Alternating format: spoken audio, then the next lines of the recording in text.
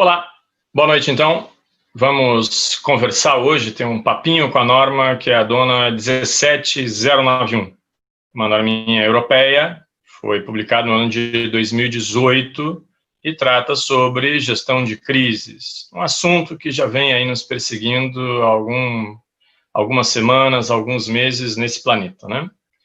Já abordei esse assunto em outras oportunidades, mas agora eu queria, então, apresentar para vocês, compartilhar minimamente um pouco da estrutura desse documento e alguns pontos-chave que ela nos apresenta. Então, como a gente está fazendo sempre nesses papos com a norma, vou apresentar aqui alguns slides, vai consumir alguns minutos, joguinho rápido, e depois a gente abre aí para as interações com vocês, ok? Muito bem. Então, eu vou compartilhar aqui a tela e vamos seguir por ali por alguns minutos, pelo menos. Bom, essa norma, então, é uma norma que nos traz diretrizes sobre gestão de riscos. É uma norma recente, uma norma do ano de 2018. Um pouco antes dela, a gente pode considerar que uma das principais predecessoras é uma norma britânica, 11.200, que também tratava do mesmo assunto, né? Mas sempre lembrando, sempre que eu tenho uma norma regional, no caso de uma norma europeia, obviamente ela tem um nível de consenso, né? As discussões que foram levadas a cabo para produzir esse texto são até maiores do que uma norma nacional como essa britânica. Então, inicialmente, o título dela, né? Ela fala em diretrizes para o desenvolvimento de capacidade estratégica, né? Na realidade, vocês vão ver, ela está dividida basicamente em 6 grandes diretrizes, né? Do número 4 até o número 9, como se fossem diretrizes auditáveis, se algum de vocês eventualmente quiser fazer alguma autoavaliação da sua própria organização, a quantas estaria em termos de atendimento a esse padrão. Mas então, como eu dizia, ela dá muita ênfase a essa questão da preparação. Preparação essa que muitas vezes não é tão óbvia. O texto introdutório da norma, ele já nos traz algumas coisas bem interessantes. Por exemplo, em primeiro lugar, um dos primeiros parágrafos dela, ela começa dizendo assim, olha, crises são os maiores desafios que qualquer organização pode enfrentar. Realmente, intuitivamente, a gente chega nisso. E aí ela já começa, embora não seja ainda a definição vai aparecer daqui a pouquinho, ela já começa a dar algumas pistas do que ela considera uma crise, né? Então ela diz, olha, uma crise é uma situação inerentemente anormal, instável e complexa.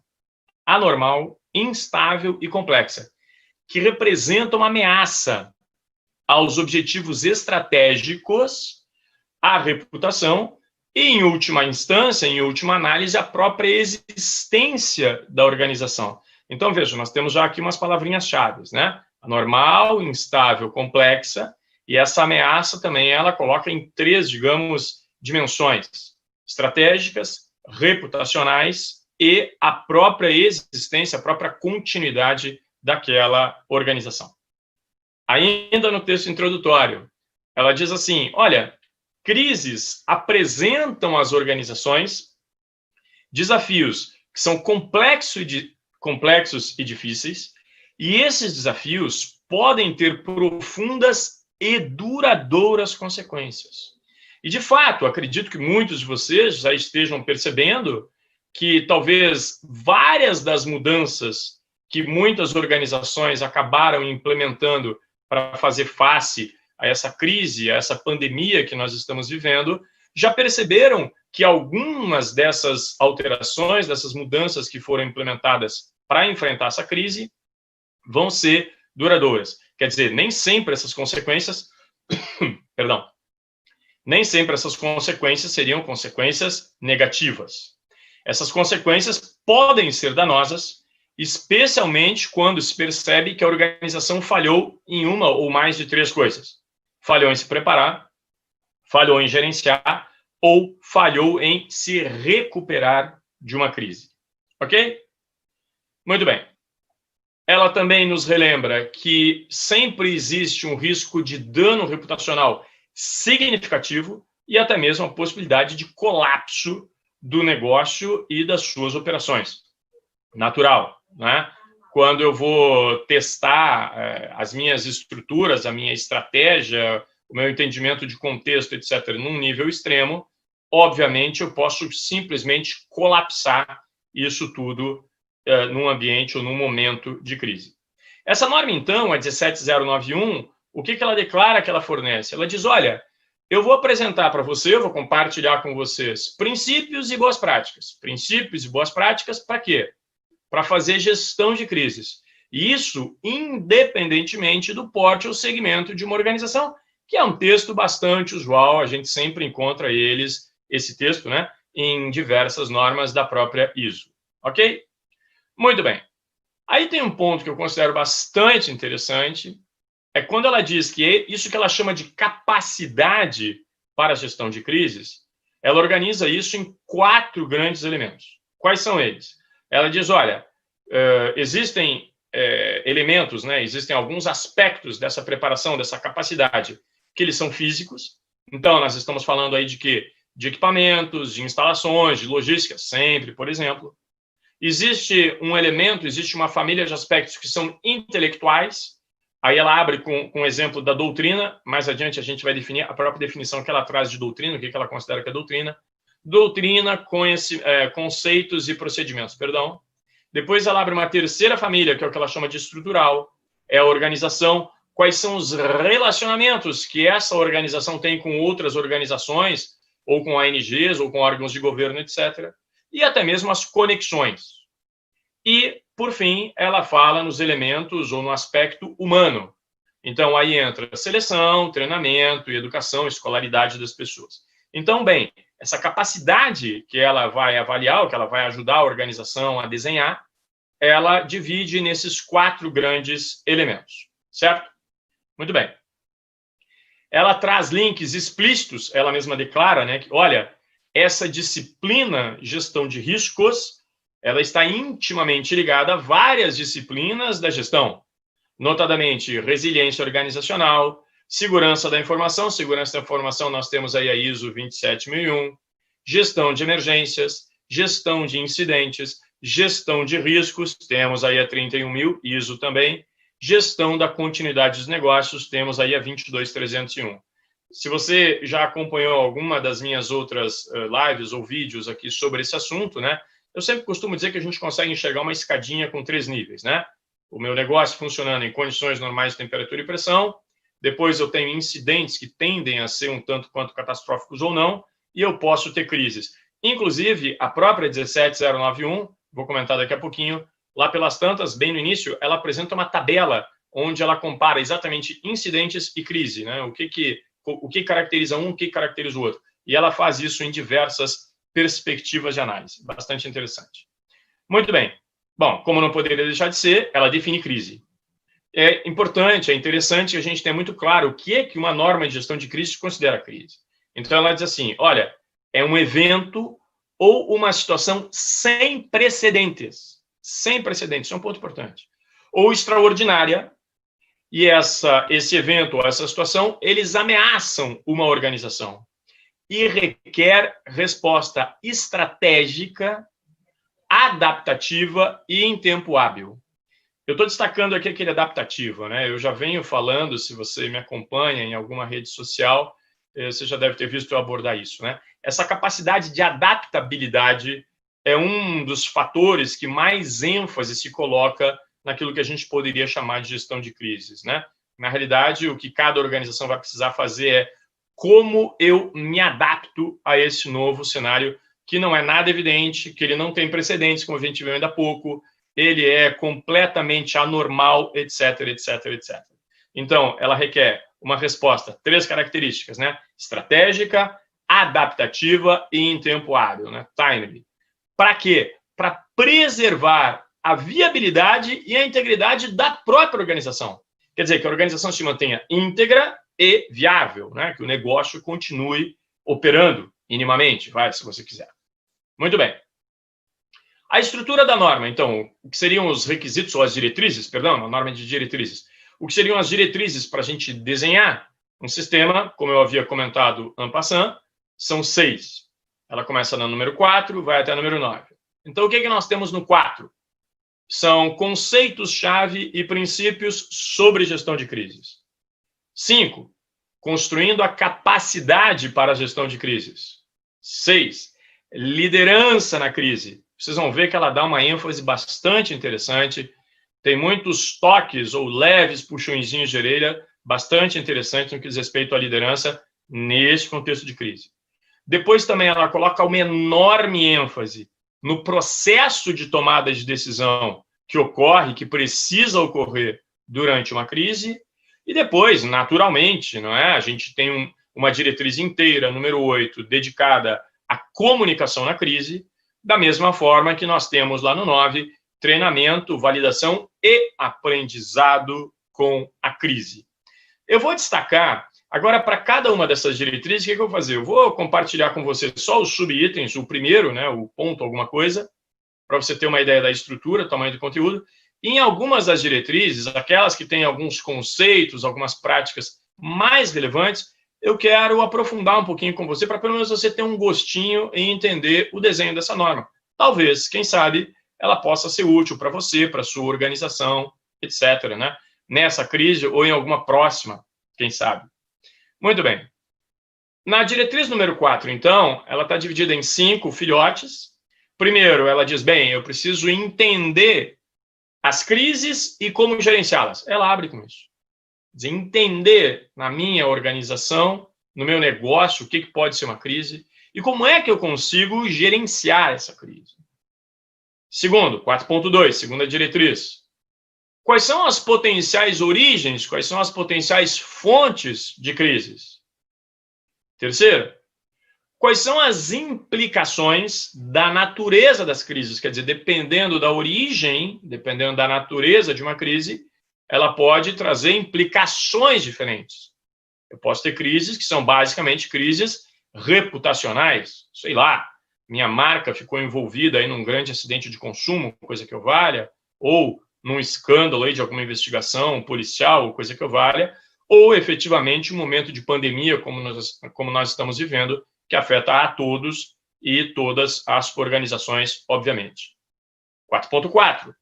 Preparação para a resposta e recuperação. Obviamente, a recuperação, que é um conceito que a própria 22.301, Continuidade de Negócios, já aborda, é um conceito vital, né? Eu preciso retomar ao final.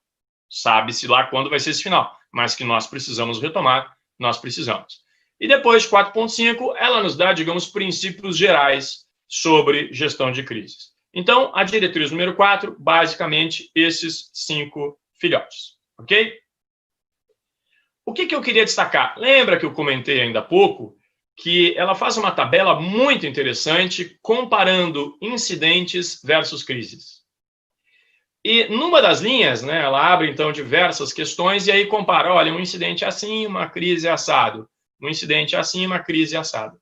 E uma das perguntas que ela é extremamente interessante para nós, profissionais de sistemas de gestão, é uma perguntinha que ela diz assim, ó, até que ponto esse incidente ou essa crise, porque ela vai responder nas duas colunas, né? Isso é gerenciável, prestem atenção, através de planos e procedimentos estabelecidos. E aí, olhem que interessante, a resposta que ela dá na coluna crise, ela diz assim, raramente. Raramente. Então, aqui fica um recado, né, muito singelo, para todos aqueles que acreditam que agora eu precisaria obrigatoriamente ter lá dentro de uma matriz de risco, ou seja lá o que for, ter lá coronavírus, Covid-19, não me interessa. A natureza da crise ela é completamente diferente de incidente. Essa própria norma deixa isso claro, eu venho insistindo isso já há algum tempo, né? Um incidente, ela diz, olha, um incidente ele é minimamente previsível, por mais que ele não dê ali um aviso prévio, etc., mas ele é minimamente imaginável, digamos assim, né? Então, aqui ela responde claramente com raramente. Raramente, claro, porque ocasionalmente um outro plano de contingência que eu poderia ter, ele até funcionaria nesse momento também, mas provavelmente não com essa dimensão que um tipo de crise ampla, como nós estamos vivenciando, traz. Por que ele diz isso? Porque ela diz, olha, a própria característica da crise, né, é que ela é novidade, ela tem uma incerteza inerente, a gente não sabe qual é a escala e qual é a duração do impacto, crises requerem, e aí que é interessante, vejam, a antítese disso é em relação a procedimentos pré-estabelecidos. E aí eu volto naquela questão da adaptabilidade. Vejam o que ela diz. Crises requerem respostas flexíveis, criativas, estratégicas e sustentáveis. E aí, um dos links que ela faz, aqui eu resumi, tá? Um dos links que ela faz é tudo isso, inclusive, sempre olhando para os valores da organização. Se por acaso você fez alguma capacitação conosco aqui na TSG há algum tempo, a gente sempre diz, né, que um processo de tomada de decisão, eu comparo a minha percepção de risco com o quê? Com as regras, princípios e valores da organização. Vejam, a própria 17091, ela já diz, né? Todas essas minhas soluções, essa minha forma de encaminhamento, e flexível, e criativa, e estratégica, e sustentável, elas devem estar baseadas nos valores da organização. Esse é um toque muito bacana e eu quis destacar, então, ele dentro da diretriz número 4. Muito bem, como a gente tinha combinado, então, nós vamos sempre mostrar os itens. Em algumas delas, eu vou fazer alguns destaques, até porque senão aqui a gente ficaria muitas horas e seria praticamente um treinamento dessa norma, que não é o objetivo, é só dar um gostinho para você entender e, quem sabe, se interessar em se aprofundar. Muito bem. O 5, então, construindo a capacidade para a gestão de crise. Aí, o que ela vai abrir? Introdução, depois ela vai falar em como é que você pode estruturar a tua gestão, como é que você pode estabelecer a estrutura da gestão de crises. Ela vai falar numa estrutura geral, quer dizer, no grande framework, né, para essa gestão de crises. Aí ela abre em antecipação e avaliação, preparação, resposta. Na resposta, ela aborda, obviamente, o CMT, né? O CMT seria o Crisis Management Team, né? Equipe de gestão de crise, né? Equipe de gerenciamento de crise, chama lá como você quiser. Quer dizer, a resposta é o CMT em ação, é o CMT realmente partindo para a ação. Depois ela fala na recuperação, havia comentado mais cedo, né? Obviamente, se a gente está em meio a uma crise, eu preciso ter o recovery, né? Eu preciso ter a recuperação. E depois, naturalmente, ela termina, como quase sempre, com análise crítica e aprendizado, né? Rodar um ciclo de aprendizado. Muito bem. Essa é a diretriz número 5. Diretriz número 6. Ela fala em liderança na crise. Então, ela abre basicamente em 2 grandes filhotes. Ela diz, olha, quais são as funções-chave de liderança que precisam acontecer, que precisam estar instaladas, e como é que a gente faz uma resposta resiliente às crises. Resposta resiliente às crises, né? Não esqueçam, resiliência, aquela capacidade de eu voltar ao estado original em que eu me encontrava. No 6, eu tinha prometido que em alguns deles eu ia destacar algumas coisinhas para dar um gostinho de quero mais. No 6, olhem que interessante, ela diz assim, olha, uma função importante, por favor, não façam analogias com o que a gente está vendo por aí, tá? Esse parágrafo aqui pode ser um pouco, digamos assim, polêmico, ou não. Uma importante, está lá na norma isso, tá? Uma importante função de um líder em uma crise é estabilizar. O grifo é nosso, tá? O grifo é meu. Estabilizar a situação tanto quanto possível. Por estabilizar, vocês podem naturalmente entender, né? Transmitir paz, transmitir serenidade, não aumentar, não botar mais fogo, não criar mais problema. E aí ela ainda vai mais adiante. Tudo bem, vejam. Qualquer semelhança com fatos da realidade terá sido mera coincidência. É uma norma de 2018. O líder, segundo a 17091, deve demonstrar calma, autoridade e determinação. Bacana, né? E ela vai adiante, né? Limitar danos e contê-los. Limitar, procurar limitar os danos, procurar limitar os impactos, ou pelo menos conter, né? Que é sinônimo.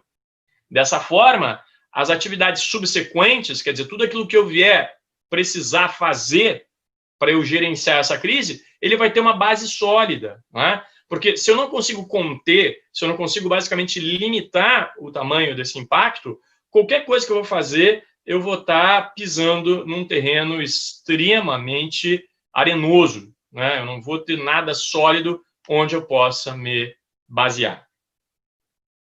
Muito bem. Vamos adiante ainda. 7. 7, pessoal, sem a menor sombra de dúvida.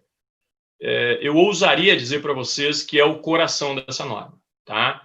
Ela aprofunda muito e tem muita coisa interessante, que é o processo de tomada de decisão na crise.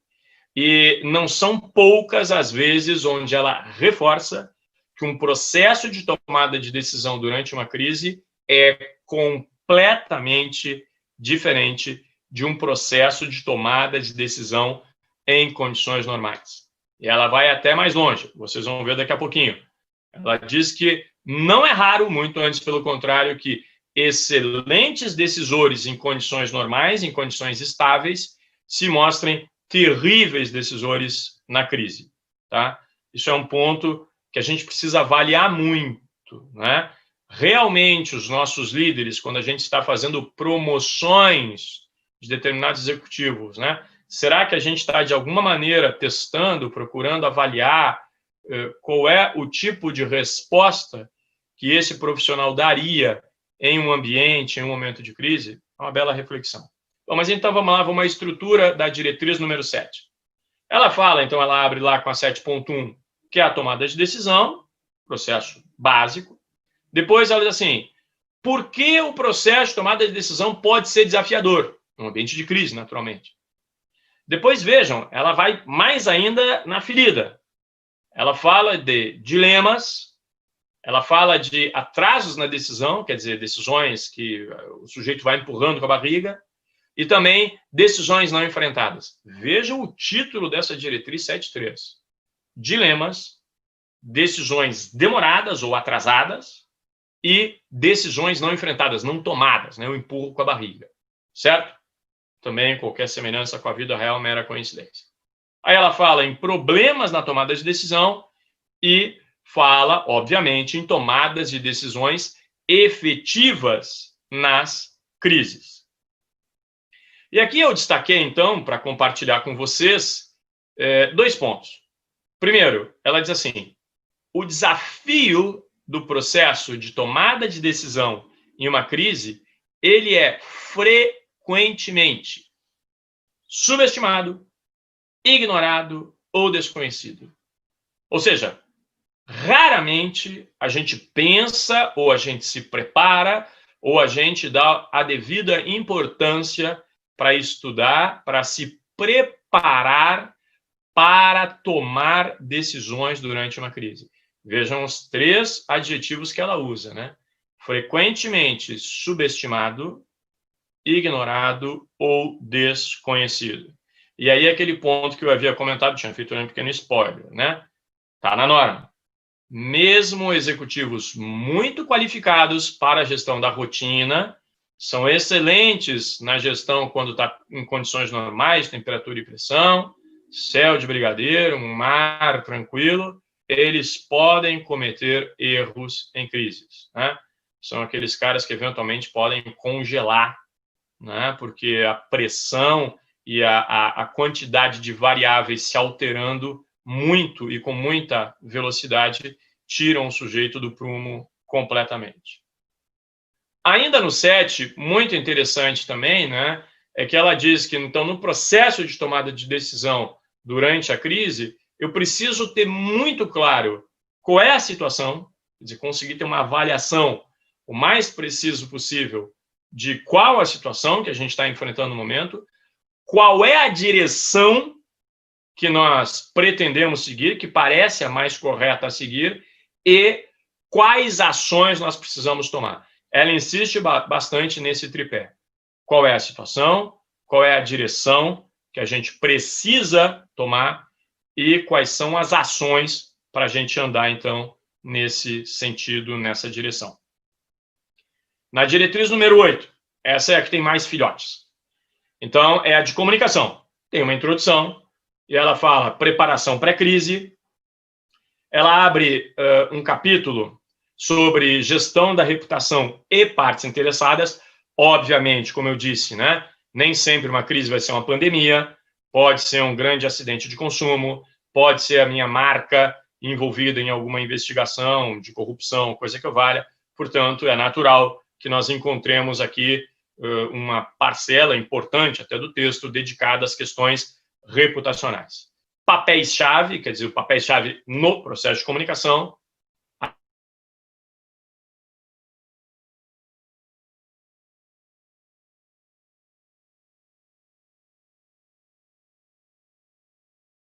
envolvendo uma estratégia, quer dizer, como é que eu comunico as respostas que a gente está dando, se é que está dando respostas, né? Consistência na minha mensagem, também tem um capítulo interessante a esse respeito, muito importante. E aí ela abre barreiras à comunicação efetiva e já tem, naturalmente, é uma norma recente, é uma norma nova, já tem um capítulo inteiro para mídias sociais. E vejam que interessante, oportunidades e riscos, que é o próprio conceito da ISO 31000, né? Eu posso ter efeitos positivos, né? Um evento, quando a gente fala de riscos, as consequências de um evento, eu posso ter as positivas e as negativas, ok? Muito bem. Na diretriz número 9, que é a derradeira diretriz dessa norma, ela abre, então, com generalidades, depois ela aborda o desenvolvimento de pessoas e assegurando os arranjos para a gestão de crises, depois ela vai para treinamento, vai para exercitando exercícios que a gente possa fazer em termos de preparação, passa por validação, naturalmente, e, como de hábito, vai fechar com aprendizado, né? O que a gente conseguiu aprender, o que estamos aprendendo, como é que podemos melhorar a nossa abordagem, para a gestão de crises. Aqui no 9, eu tinha prometido lá no início, né? Então é interessante, porque ela define, porque esse termo, em muitos negócios, ele não é muito usual. Em alguns segmentos, ele é um termo bastante utilizado, mas na grande maioria dos casos, não. Na grande maioria dos negócios, não é utilizado. Então, é importante que a gente entenda o que ela considera que é doutrina. Então, ela diz assim, olha, a doutrina é um conjunto das estruturas, dos processos e dos meios de trabalho acordados, né, de agreement, de agreed, pelos quais uma organização sozinha, uma organização isoladamente ou em cooperação com outras, né, eu posso ter um plano de ajuda mútua, né, vai se preparar, responder e vai se recuperar de crises, certo? Então, seria esse conjunto de estruturas, processos e meios de trabalho pelos quais uma organização consegue, sozinha ou em conjunto, consegue fazer aquelas três coisas, né? Se preparar, responder e se recuperar de uma crise. Muito bem, e aí ela tem um desenho de um fluxo que é interessante, né? Então, eu parto dessa doutrina, eu defino a doutrina da minha organização, vou providenciar alguns treinamentos individuais, vou realizar treinamentos coletivos, disso eu valido, rodo o ciclo de aprendizado, aplico melhorias, redefino, redesenho a minha doutrina. Vejam que do treinamento coletivo também sai uma outra linha, essa tracejada, e ela vai tratar das operações em si. Quer dizer, eu não estaria exclusivamente nesse ciclo, que é o ciclo de aprendizado, mas eu também quero ver como é que aquilo ali funciona na prática, né? Não apenas como uma validação. Muito bem. Rapidamente, o resumo que eu tinha preparado da norma era esse. E deixa eu dar uma olhada o que nós temos agora de perguntas. Temos vários aqui a cumprimentar. Gabriel, Renê, forte abraço. Sergino, Joana. Muito bem, 19 horas e 30 minutos. Estou bem, meu compromisso é sempre em torno de 45. Já comi quase meia hora, mas ainda temos 15 minutos para as perguntas que vocês eventualmente tenham. E se eu puder, eu estaria muito feliz em poder ajudá-los, tá? Então, se vocês tiverem alguma questão, podem usar aí o chat do YouTube e registrar essa pergunta. Vamos ver o que aparece por aí. Muito bem. Deixa eu ver se eu recebi alguma por algum outro meio, que às vezes acontece, né? Tem os WhatsApps da vida, existem e-mails, etc. Sempre é bom quando aparece perguntinha. Especialmente as fáceis. Brincadeirinha, pode ser difícil. Muito bem. Bom, tem uma aqui que, na realidade, eu até já respondi em outras oportunidades, mas nenhum problema, né? Em que diferencia ou em que se diferencia uma gestão de crise de uma gestão em condições normais? E até que ponto uma norma pode me ajudar na gestão de crise? Essa foi uma provocação que eu considerei bem interessante. Está ali no meu WhatsApp. Vejam, obviamente, uma norma de gestão de crise, né? Ela não vai me dizer em detalhes o como. Vocês perceberam que o próprio título dela, o que ela diz, né? Ela fala assim, olha, eu vou te ajudar a estar preparado para. Então, o que uma norma dessas traz são os vários elementos que uma organização precisaria tratar, precisaria abordar, precisaria se debruçar sobre, para que ela consiga efetivamente fazer face, né? Mas a própria preparação e todos os outros elementos, eles vão ser muito únicos de uma organização. Lembrem, eu até fiz um comentário ali, que ela mesma diz que várias dessas coisas devem estar alinhadas aos valores da organização. Então, por exemplo, já que estamos no meio de uma, né? Vocês estão vendo uma porção de empresas que estão fazendo o quê?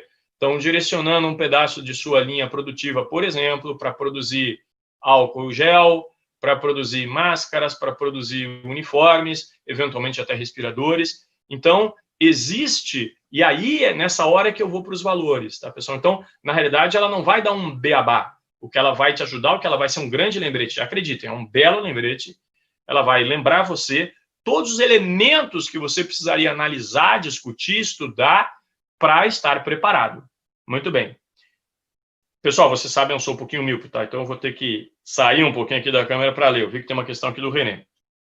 Rogério, não peguei os 5 minutos iniciais, mas minha dúvida é, qual o momento de se aplicar essa norma? Se é que existe um momento específico. Beleza, René, sem problemas. Não falei disso, não. Vamos lá. Bom, como eu tinha dito, eu acredito que aí você já estava, ela faz uma distinção muito grande entre... Essa ela nem aborda, tá? Que seriam as condições normais de temperatura e pressão. Mas ela já faz uma distinção muito grande entre o degrau número 2 e o degrau número 3. Né? O que eu diria que é o degrau número 2? São incidentes que podem ser, às vezes, catastróficos ou quase. E que ela mesma diz que incidentes são minimamente previsíveis. Quer dizer, você consegue ter uma ideia, né? Por exemplo, uma greve, você sabe que mais dia, menos dia pode acontecer, sei lá, uma interrupção de estrada por algum acidente ou por alguma barreira que caiu. Então, eles são minimamente, no mínimo, imagináveis, digamos assim. Tá? Então, qual é o momento de usar? Lamentavelmente, eu tenho uma péssima notícia, né? Quer dizer, o momento correto para a gente estudar um documento como esse e se preparar era lá atrás. Como eu mostrei para vocês, né? Grifo nosso, ela insiste muito na questão da adaptabilidade. Vocês vão ver que ela aborda ali diversas características que os nossos líderes precisam ter, ela aborda ali diversas características que o processo de tomada de decisão precisa ter. Então, veja, se eu não preparei a galera para isso, e esse para isso pode ser qualquer tipo de crise, né? Qualquer tipo de evento completamente anormal, completamente anômalo, completamente incerto. Então, se eu não fiz isso lá atrás, e raras organizações fizeram, sejamos sinceros, não adianta a gente ficar aqui dourando a pílula, o que a gente pode fazer hoje, né, é minimamente dar uma olhada nela para ver o que a gente não tinha feito e que ainda dá para se recuperar, né, e talvez até com isso, sim, sistematizar a nossa preparação para eventos futuros. Eu vou contar uma historinha rápida que eu me recordo quando houve aquele acidente, isso está descrito em livro, tá? Aquele acidente com um Fokker da TAM ali em São Paulo, pertinho de Congonhas, numa decolagem, lembra? Lembra? Ele estava lá com o reverso que não fechou, se não me falha a memória. Ou que ele abriu inadvertidamente. Muito bem. Na época, salvo engano, o comandante Rolim, que era o fundador e presidente da TAM na época, ele estava no exterior e quem estava no Brasil, o vice-presidente acabou respondendo por ele, era o Falco, um profissional fantástico. E ele foi, digamos, na época, eles não tinham exatamente um plano de como lidar com um grande acidente, que é o que tinha acontecido, e ele foi tocando aquilo de maneira intuitiva. E estava indo tudo bem. E aí, à noite, na época só existia fax, tá? Não existia WhatsApp, não existia e-mail, não existia nada disso. À noite, A American Airlines, com a qual a TAM mantinha acordo de code share, etc., tinha uma parceria bastante forte, ela envia para a TAM o plano de como lidar com um mega acidente da própria American. E aí o Falco começa a olhar ponto a ponto. E eu nunca me esqueço do único detalhe que ele percebeu que ele não tinha previsto. Por isso que, mesmo às vezes tardiamente, pode valer a pena. Lá pelas tantas, esse documento da American Airlines dizia assim, ó, olha, pega aí um ônibus, pega o que você puder e sai pela cidade arrebanhando tudo que você puder de padre, pastor, todo mundo que consiga dar conforto espiritual e coloca essas pessoas no mesmo hotel onde você concentrou os parentes das vítimas, certo? Até o hotel com os parentes das vítimas eles tinham feito, mas quem que eles haviam colocado na época para dar esse apoio, para dar esse suporte? O pessoal de atendimento. Então, vocês imaginem, depois de horas daquilo lá, as moças de atendimento, que elas estavam acostumadas a operar ali no check-in, eu vou exagerar um pouco, elas já estavam quase se suicidando, porque elas não eram preparadas para lidar com aquela carga emocional de todo mundo, né? Várias pessoas que perderam ali, entes queridos, etc. Ao mesmo tempo, padres, pastores, deem lá o nome que vocês quiserem, né? Monges, esses caras, eles são os caras preparados para oferecer conforto numa hora dessas, né? Então, esse detalhe, intuitivamente, ele não tinha chegado.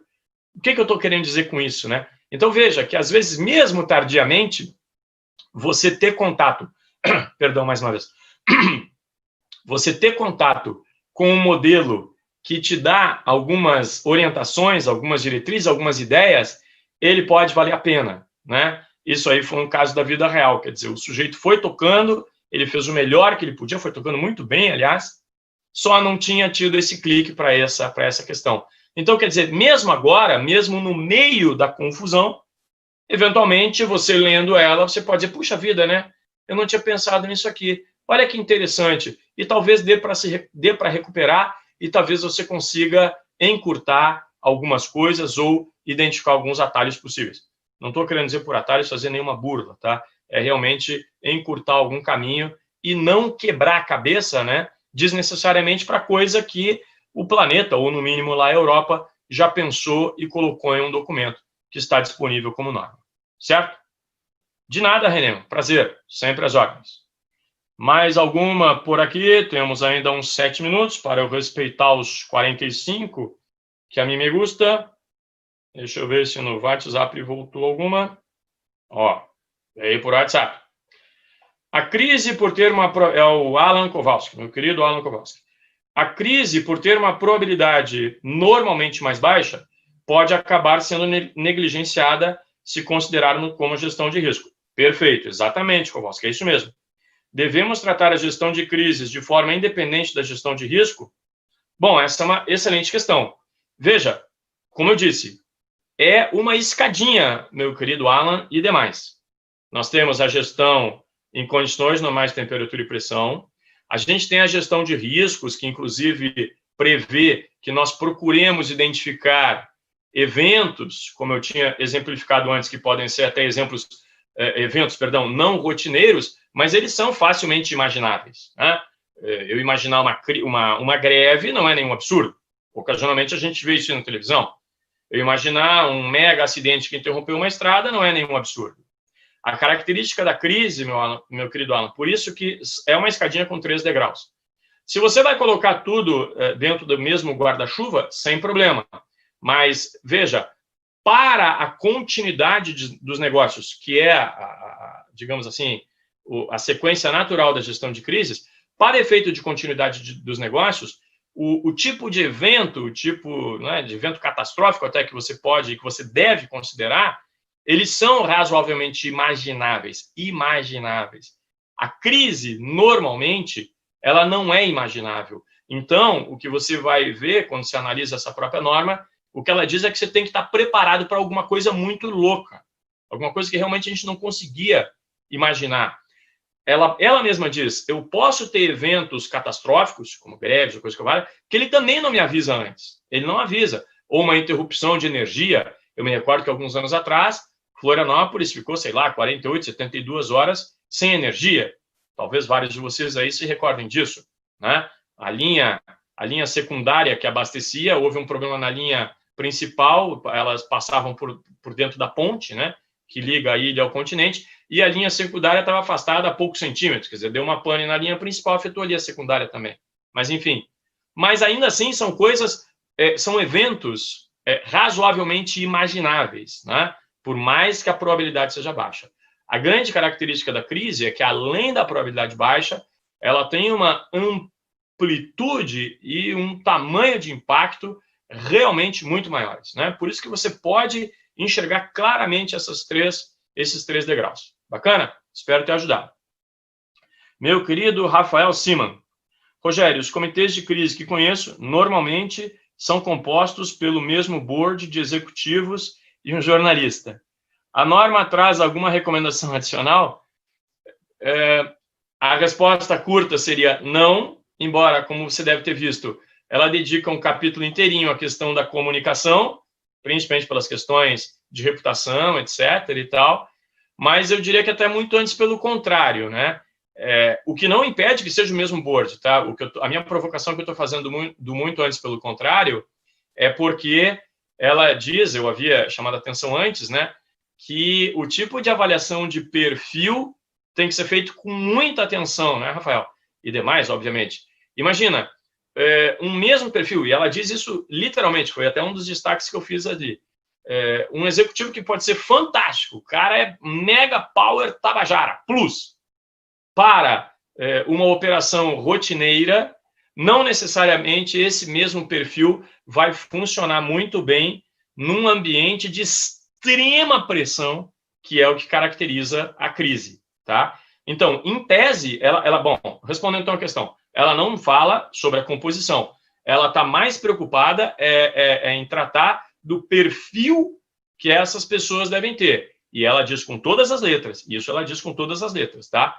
Não necessariamente o perfil dos executivos que está no board, que pode funcionar muito bem para quando as coisas estão razoavelmente estáveis, às vezes não é o mesmo perfil que vai funcionar muito bem para quando as coisas estão completamente instáveis. É só isso que dá para a gente dizer. Mas ela não aborda a composição específica. Tá? Ela só dá esse lembrete, aliás, com bastante ênfase, sobre o perfil, né?